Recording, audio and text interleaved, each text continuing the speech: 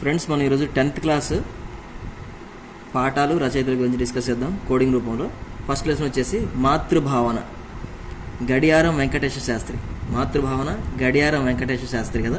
దీన్ని ఎలా గుర్తుపెట్టుకోవచ్చు అంటే, భావన అనే అమ్మాయి మదర్స్ డే రోజు, మాతృదినోత్సవం రోజు వాళ్ళ అమ్మకి గడియారం కొనిచ్చిందట. ఓకేనా, గడియారం గిఫ్ట్గా ఇచ్చిందనమాట. భావన అనే అమ్మాయి మాతృదినోత్సవం రోజు అంటే మదర్స్ డే రోజు వాళ్ళ అమ్మకి గడియారం గిఫ్ట్ కొనిచ్చిందని గుర్తుపెట్టుకోండి. మాతృభావన గడియారం వెంకటేశ్వర శాస్త్రి, గడియారం వెంకటేశ్వర శాస్త్రి. నెక్స్ట్ వచ్చేసి జానపదుని జాబు, జానపదుని జాబు బోయి భీమన్న, జానపదుని జాబు బోయి భీమన్న. దీన్ని ఎలా గుర్తుపెట్టుకోవచ్చు అంటే, జానపదుని జాబు పోయిందని గుర్తుపెట్టుకోండి. పోయింది బోయి భీమన్న, బోయి. ఓకే, బోయి.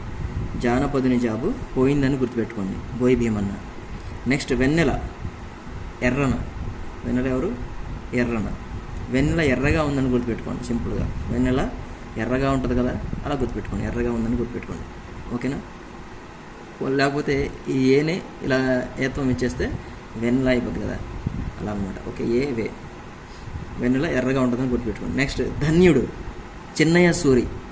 ధన్యుడు ఎవరు? చిన్నయ్య సూరి అనమాట. దీన్ని ఎలా గుర్తుపెట్టుకోవచ్చు అంటే, సూరి అంటే పండితుడు కదా, తన పాండిత్యం చేత ధన్యుడు అయ్యాడని గుర్తుపెట్టుకోండి. చిన్నయ్య సూరి తన పాండిత్యం చేత ధన్యుడు అయ్యాడని గుర్తుపెట్టుకోండి. సూరి అంటే పండితుడు. నెక్స్ట్ శతక మధురిమ, శతక కవులు. శతక మధురిమ, శతక కవులు. మా ప్రయత్నం, ఓల్గా, వసంత, కల్పన. ఈ ముగ్గురు అనమాట, ఓల్గా, వసంత, కల్పన.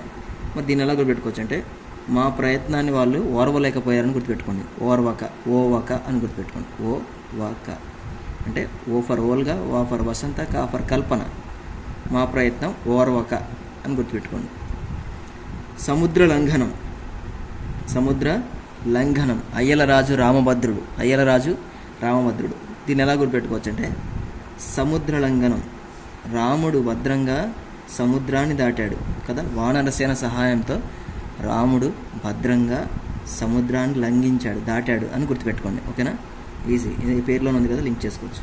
నెక్స్ట్ మాణిక్య వీణ, విద్వాన్ విశ్వం. మాణిక్య వీణ ఎవరు? విద్వాన్ విశ్వం. వీణ వాయించాలంటే వాడు ఏమవ్వాలి? విద్వాంసుడై ఉండాలి. మనం ఎవరు పడితే వాళ్ళు వాయించగలం, వీణ వాయించలేం కదా, విద్వాంసుడై ఉండాలి. వీణ వాయించాలంటే విద్వాంసుడై ఉండాలి, విద్వాన్ విశ్వం. నెక్స్ట్ గోరంత దీపాలు, పులికంటి కృష్ణారెడ్డి. దీన్ని ఎలా గుర్తుపెట్టుకోవాలంటే, ఇక్కడ గోరు ఉంది, ఇక్కడ పులి ఉంది కదా, చాలామంది మెడలో పులిగోరు వేసుకొని తిరుగుతారు, చాలామంది మెడలో పులిగోరు కదా. గోరంత దీపాలు, పులికంటి కృష్ణారెడ్డి. ఓకేనా, పులిగోరు అని గుర్తుపెట్టుకోండి. నెక్స్ట్ భిక్ష, శ్రీనాథుడు. భిక్ష ఎవరు? శ్రీనాథుడు. ఓకే, ఈ భిక్ష ముందు శ్రీ పెట్టుకోండి, శ్రీ యాడ్ చేసుకోండి, శ్రీ భిక్ష అని. శ్రీ ఫర్ శ్రీనాథుడు. ఇలాంటిది ఒకటి చెప్పాను ఆల్రెడీ, బాలచంద్రుని ప్రతిజ్ఞ అని చెప్పాను ఒక లెసను. దాని ముందు శ్రీ పెట్టుకున్నాం కదా, శ్రీ బాలచంద్రుని ప్రతిజ్ఞ, శ్రీనాథుడు. శ్రీ ఫర్ శ్రీనాథుడు. ఇక్కడ కూడా సేమ్, శ్రీ భిక్ష అని పెట్టుకుంటే శ్రీ ఫర్ శ్రీనాథుడు అయిపోయింది. నెక్స్ట్ చిత్రగ్రీవం, ధనగోపాల్ ముఖర్జీ. చిత్రగ్రీవం ఎవరు? ధనగోపాల్ ముఖర్జీ. చిత్రాలు గీసి చాలామంది ఏం తీసుకుంటారు? డబ్బులు తీసుకుంటారు. ధనగోపాల్ ముఖర్జీ అలా గుర్తుపెట్టుకోండి. చిత్రం గీస్తే డబ్బులు ఇస్తారు, ధనం ఇస్తారని గుర్తుపెట్టుకోండి, ధనగోపాల్ ముఖర్జీ. నెక్స్ట్ రామాయణం, వాల్మీకి రామాయణానికి ఇది సంక్షిప్త వచన రూపం అన్నమాట.